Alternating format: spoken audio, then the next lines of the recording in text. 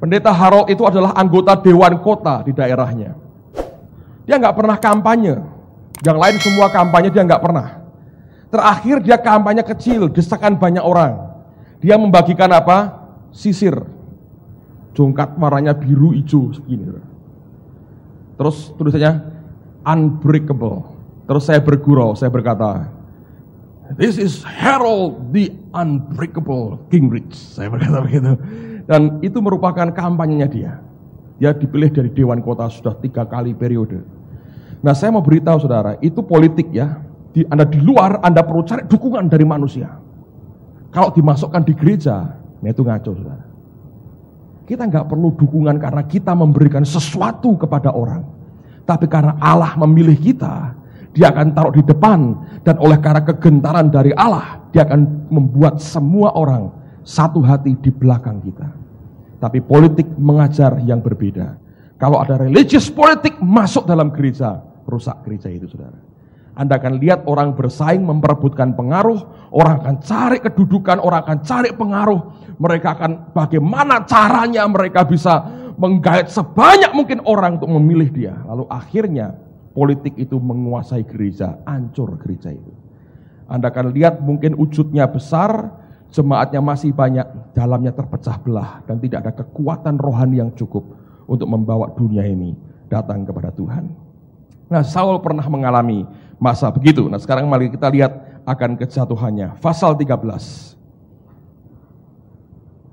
Aneh sekali, sudah begitu hebat dia bergerak dengan roh Tuhan, bisa jatuh dalam jiwa nih, saudara. 1 Samuel pasal 13, saya akan mulai ajak Anda melihat mulai ayat yang pertama. Saul berumur sekian tahun ketika ia menjadi raja, 2 tahun ia memerintah atas Israel.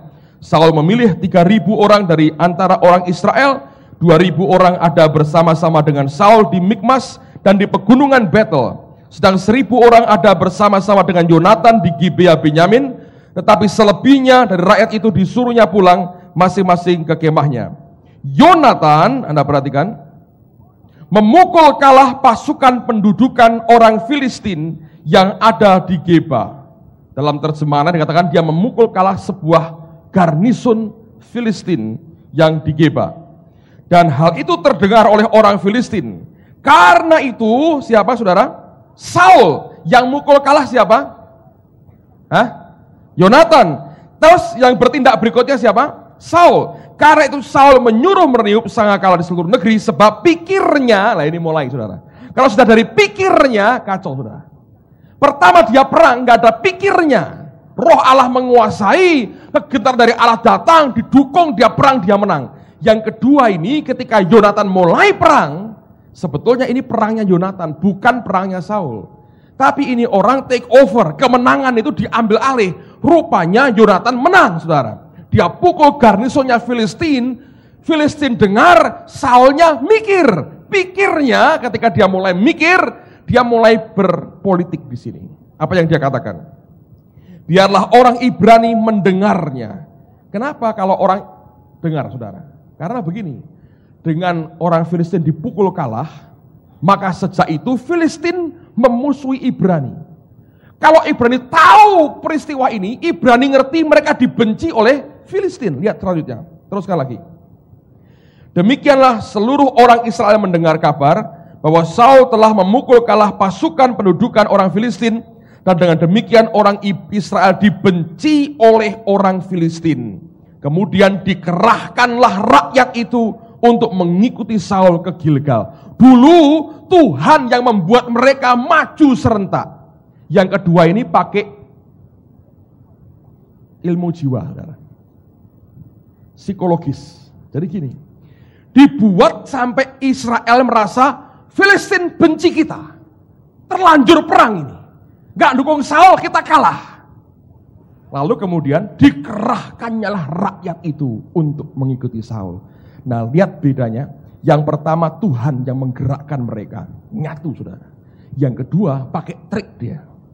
Yonatan yang menang sedikit, dia take over, dia kumpulkan kekuatan. Itu kan di psikologis sebetulnya. Psikologisnya dukung saya, dikerahkan. Dulu Tuhan yang menggerakkan, yang kedua manusia yang mengerahkan. dan hasilnya beda, saudara. Kalau Anda perhatikan berikutnya, apa yang terjadi? Lihat pada ayat yang kelima. Adapun orang Filistin telah berkumpul untuk berperang melawan orang Israel dengan 3.000 kereta, 6.000 orang pasukan berkuda, dan pasukan berjalan kaki, sebanyak pasir di tepi laut. Mereka bergerak maju dan berkemah di Mikmas, di sebelah timur Bet Awen. Ketika dilihat orang-orang Israel bahwa mereka terjepit, sebab rakyat memang terdesak, maka larilah rakyat bersembunyi di gua, kelok batu, bukit batu, liang batu, dan perigi. Malah ada orang Ibrani yang menyeberangi arungan sungai Yordan menuju tanah Gad dan Gilead, sedang Saul masih di Gilgal, dan seluruh rakyat mengikutinya dengan gemetar. Lihat, kalau dari manusia sekali pukul deng, kocar kacir, saudara, hancur semua. Dari Tuhan sekali menang, perang dia menang. Dari manusia Anda kerahkan rakyat dengan kekuatanmu, dari pikiranmu sendiri Anda perang, tidak mungkin menang. Teruskan lagi. 8. Ia menunggu 7 hari lamanya sampai waktu yang ditentukan Samuel. Tetapi ketika Samuel datang ke Gilgal, mulailah rakyat itu berserak-serak meninggalkan dia. Sebab itu Saul berkata, bawalah kepada korban bakaran dan korban keselamatan itu. Lalu ia mempersembahkan korban bakaran. Ini kebodohannya luar biasa. Dia pikir Tuhan harus dikasih sesaji dulu, saudara. Oh, Tuhan ini kurang sajen, gitu ya. Kasih sajen. Dia keliru besar sebetulnya. Allah tidak butuh sajenmu. Tuhan butuh ketaatan kita. Dia langgar perintah Tuhan, dia langgar hukum Allah semaunya dia sendiri. Dan itu mencelakakan dia. Teruskan lagi. Ayat 10.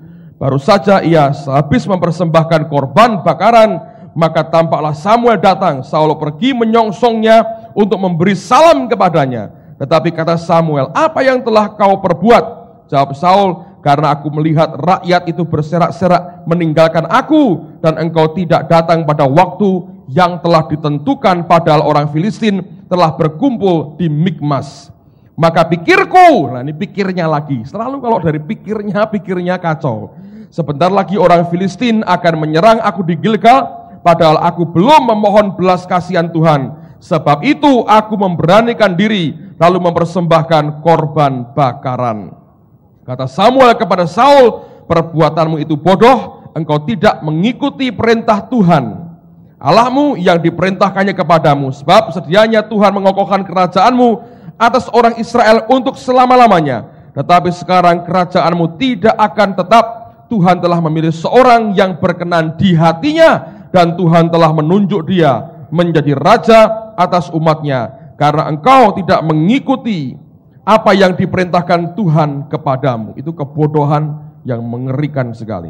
Teruskan lagi ayat 15. Ini yang terjadi. Kemudian berangkatlah Samuel dan pergi dari Gilgal ke Gibea Benyamin, tetapi Saul memeriksa barisan rakyat yang pada bersama-sama dengan dia itu, kira-kira 600 orang banyaknya.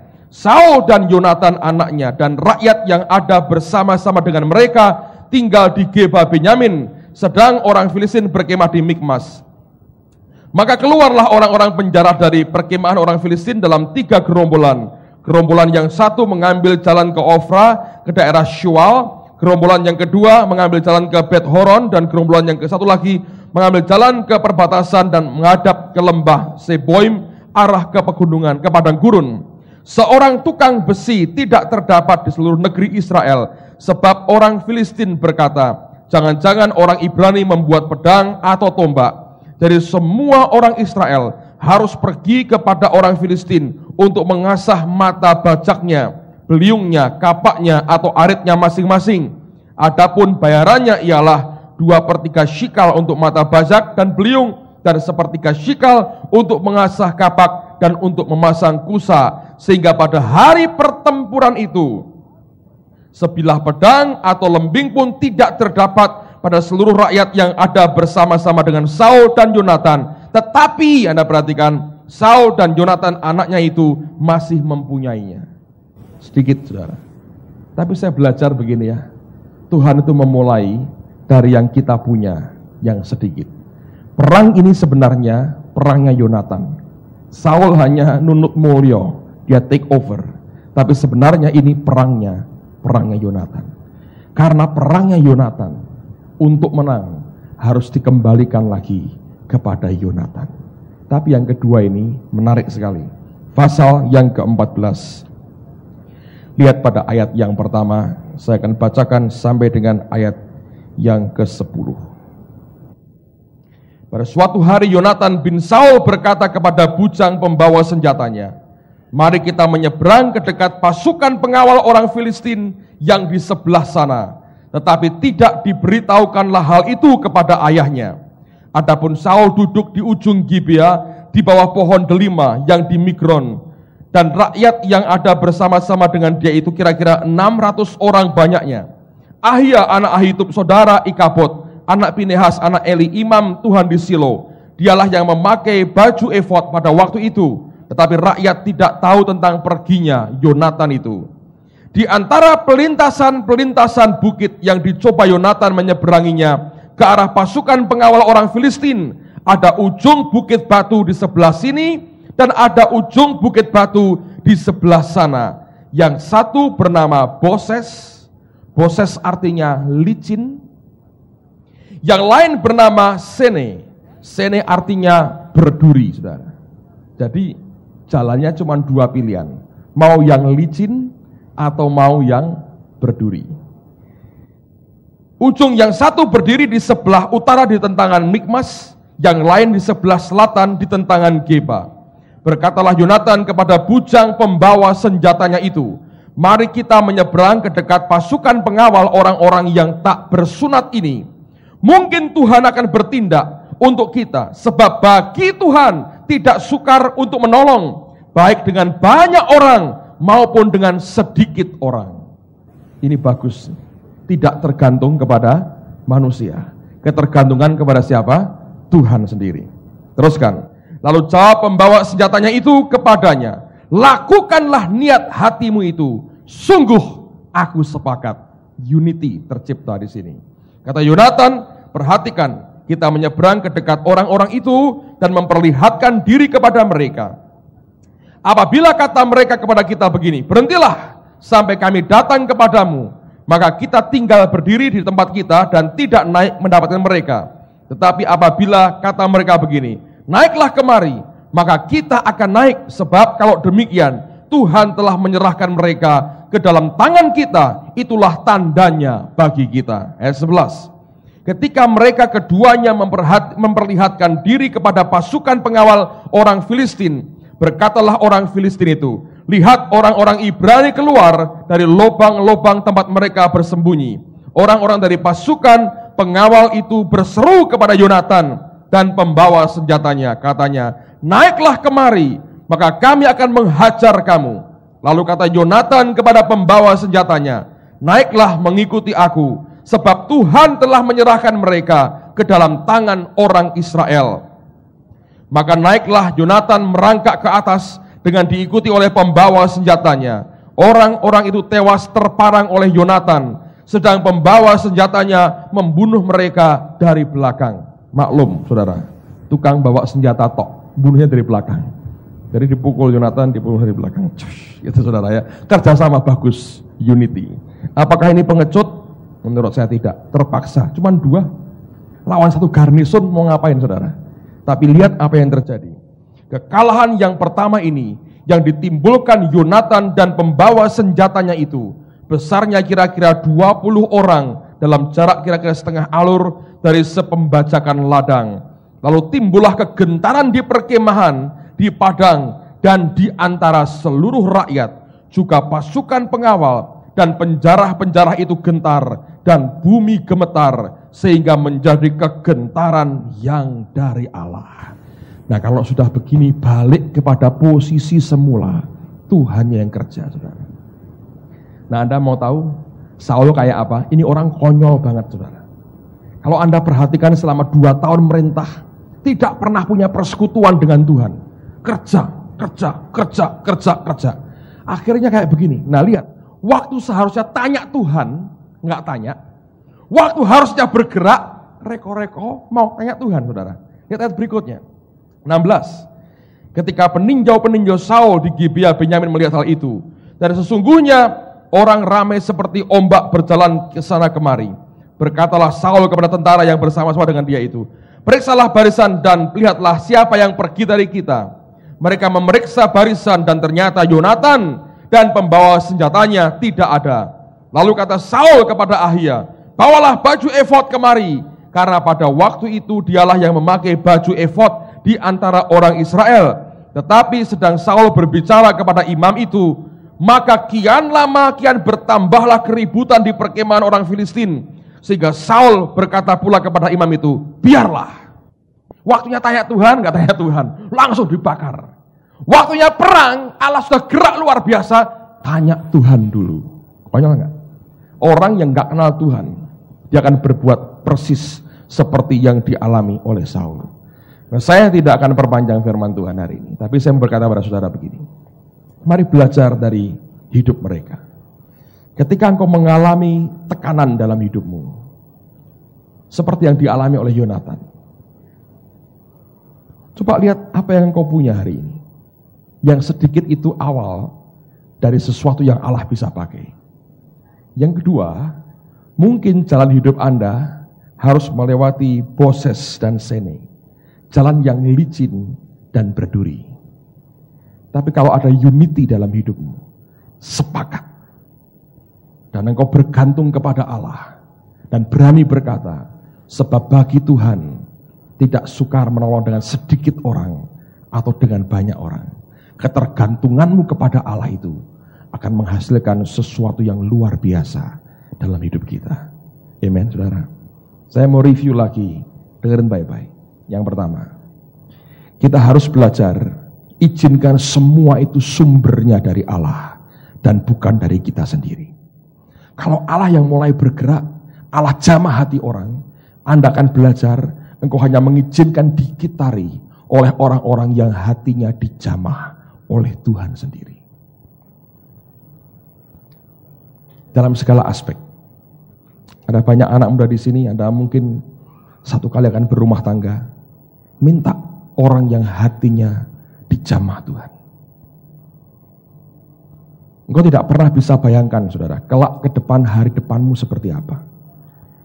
Hari ini mungkin impianmu adalah aku akan kerja, bisnis, cari uang. Punya rumah, punya keluarga, besarkan anak, hidup sampai cukup tua, punya cucu, ngomong putu, terus aku akan pulang dengan tenang. Itu harapanmu. Siapa tahu ada planning blueprint Tuhan yang berbeda. Tuhan berkata, engkau boleh kerja sampai akhir 98 saja. Awal 99 tinggal semua. Pergi ke Birma. Siapa yang tahu, saudara? Engkau kawin dengan orang yang keliru, Anda akan dibantai bukan oleh antikris, oleh istrimu sendiri, saudara. Tiap hari diomeli, engkau matinya mati kaku gini, mendelik, gak tahan, diomeli tiap hari.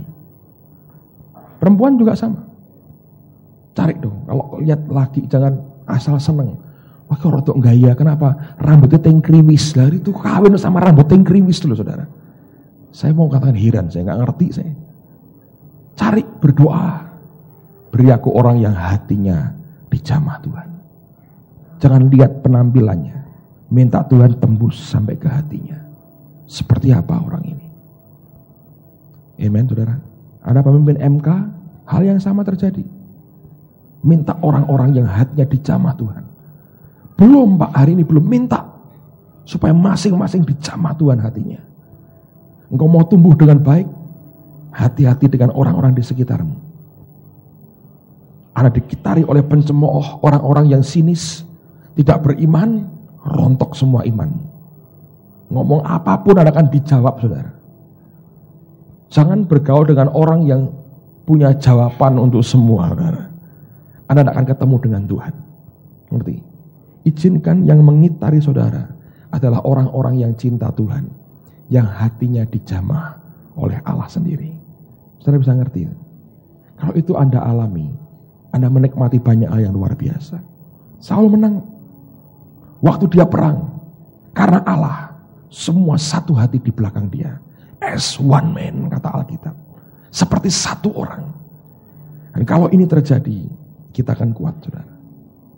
Yang kedua, belajar dari kesalahan Saul. Jangan ambil kesempatan ketika Allah bergerak untuk kepentingan kita. Jangan ambil keuntungan apapun. Lalu kita politisir pikir kita dengan begini, rakyat dukung kita. Untuk apa, saudara? Engkau boleh dapat dukungan manusia dari pemikiranmu.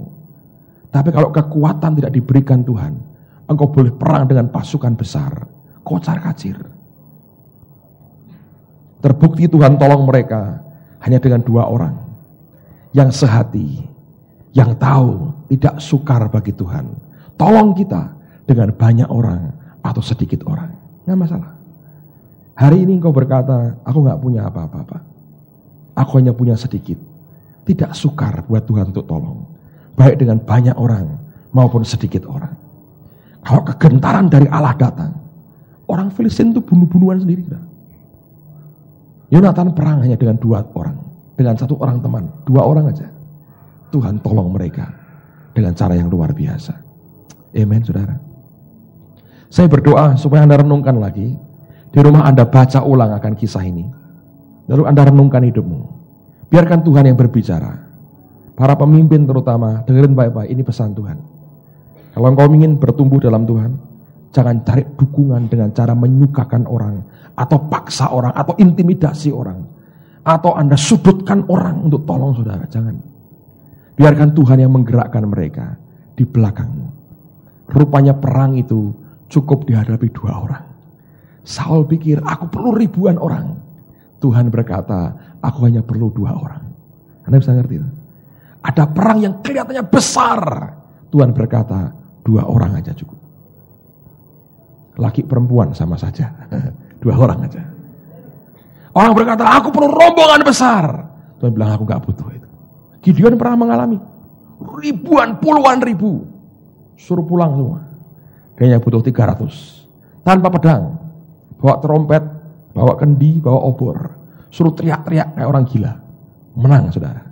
Perang sendiri. Perang itu makin besar. Butuh tenaga makin sedikit sebetulnya. Makin besar perang kita. Butuh tenaga makin sedikit. Percaya? Di dunia ini hal yang sama terjadi. Perang teluk, tenaganya sedikit. Mencet tombol dok. Terbang sendiri, saudara. Rudalnya. Perangnya makin kecil, antar sekolah, antar kampus, saudara. Nah itu perlu batu, perlu tongkat, perlu macam-macam. Korban makin banyak, tenaga makin banyak, babak belurnya makin banyak, saudara. Makin besar perangnya. Butuh cuma tenaga sedikit. Mungkin jenderal Amerika waktu perang iseng, pencet pakai jentik. Nah, gitu aja. Nggak perlu tenaga. Rudalnya keluar. Anda bisa lihat? Makin besar yang kau hadapi, makin sedikit tenaga dibutuhkan. Karena apa? Sudah bukan perang kita. Perang siapa? Perangnya Tuhan. Amen. Kalau itu perang Tuhan, sudah bukan perang kita. Yosafat suruh nyanyi, saudara. Suruh nyanyi. Perang makin besar, tenaga makin dibutuhkan sedikit. Semakin berat pergumulanmu, makin butuh bantuan sedikit aja dari hidupmu. Hanya ketaatan dan sisanya biarkan Tuhan mengerjakan bagiannya. Amen. Tahun ini segera akan selesai. Mari berhenti hidup dalam keduniawian, kedagingan dan kejiwaan. Hidup dasarnya roh Allah. Anda akan menikmati semua yang baik dari Tuhan pada sisa tahun ini dan tahun mendatang. Mari berdiri sama-sama.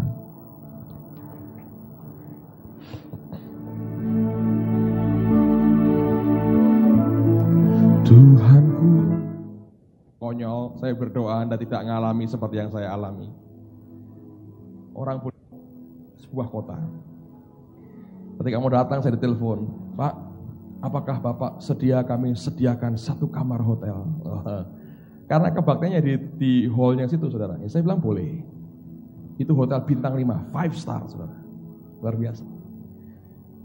Dan saya datang, saya diantar teman, masuk dan check in, gue dikasih kamar.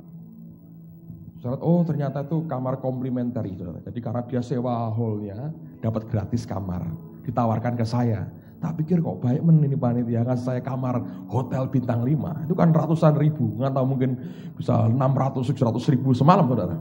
Itu diberikan, saya pikir, oh ya sudahlah, komplementari. Tapi kan itu ditawarkan saya, diberikan kuncinya ke saya.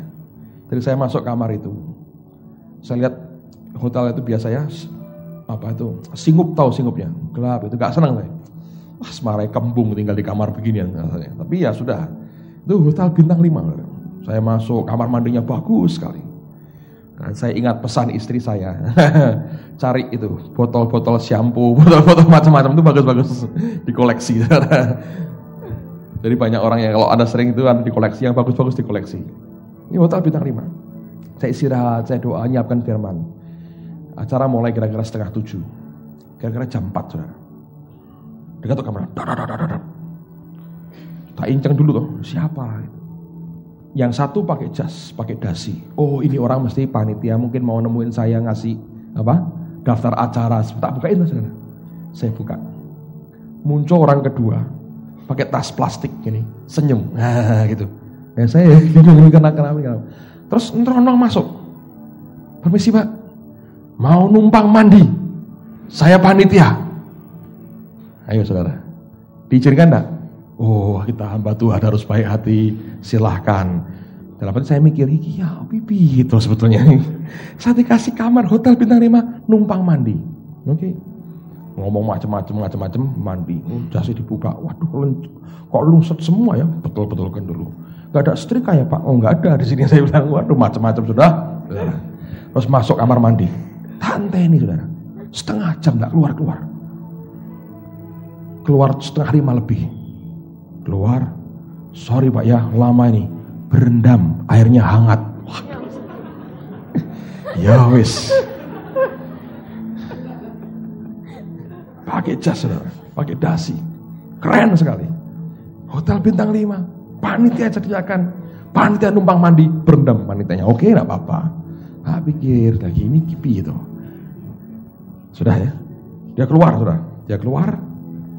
Saya masuk kamar mandi. Biar Anda tahu, basah kuyup semua itu air di mana-mana, saudara. Saya mau masuk mau mandi itu, aduh, ngeri saudara. Tuh anduk ditaruh gitu, tuh air semua di kamar mandi. Ini mandi atau serulup atau berenang atau apa? Nggak tahu saya.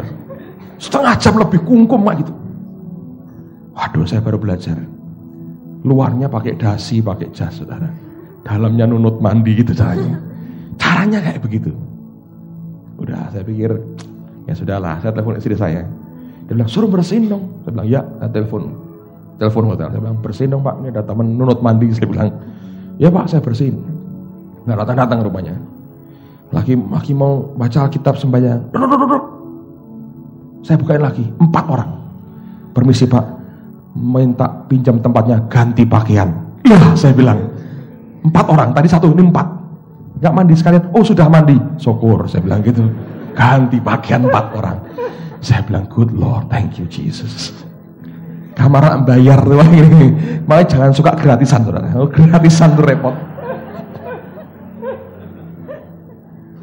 Saya bilang, dan jangan ikut-ikutan gitu. Kalau Anda udah KKR orang, jangan ngetok pintu kamarnya hamba Tuhannya, nunut mandi, nunut buang air besar ke air kecil, air menengah, jangan saudara. Saya beritahu. Ngerti? Saya bilang luar dan namanya dalamnya. Dalamnya Anda beres, luarnya nggak begitu, saudara. Saya nggak bisa ngerti, saudara. Saya nggak bisa ngerti ini apa yang terjadi, tapi itu yang terjadi, saudara.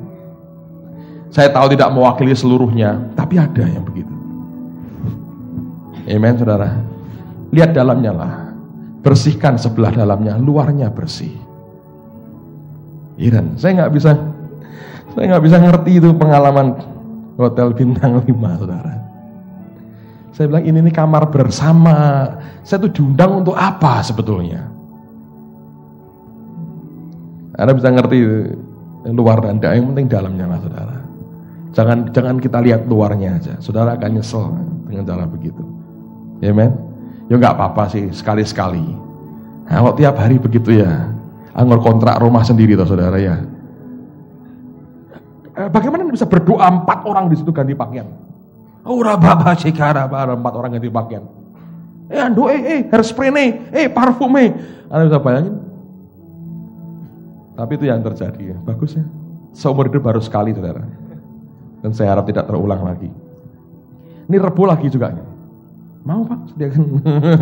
Saya bilang bener nih, sediain buat saya. Saya bilang, jangan-jangan saya pikir nanti numpang mandi lagi. Tapi saya mau katakan buat saudara, mari kita belajar seperti Tuhan melihat, biar kita melihat sebagaimana Allah melihat. Amen.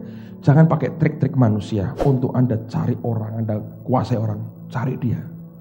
Jangan pakai metodenya Saul, pakai metodenya Tuhan. Anda akan didukung oleh Allah dan semua yang dia miliki.